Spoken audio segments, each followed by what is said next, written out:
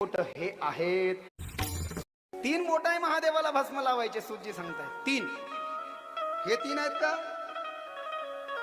हे 3 आहेत महादेवाला आणि स्वतःलाही. नीट ऐका, नीट लक्ष द्या. महादेवालाही आणि स्वतःलाही भस्म लावण्याकरता 3 बोट आहेत. ते 3 बोट हे नसून ते 3 बोट हे आहेत. हे बोट वापरायला अजिबात चालत नाही. या बोटानं फक्त पित्रांनाच गंध लावल्या जात.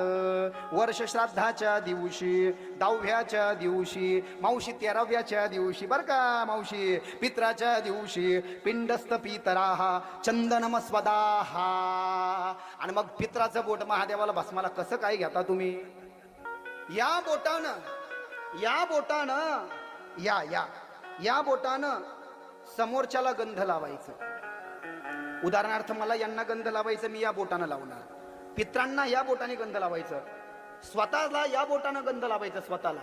आणि महादेव रामकृष्ण पांडुरंग दत्तात्रय म्हणजेच देव गुरु आणि संत, देव गुरु आणि संत, संत गुरु आणि देव, संत गुरु आणि देव, त्यांना या बोटाने गंध लावायचं.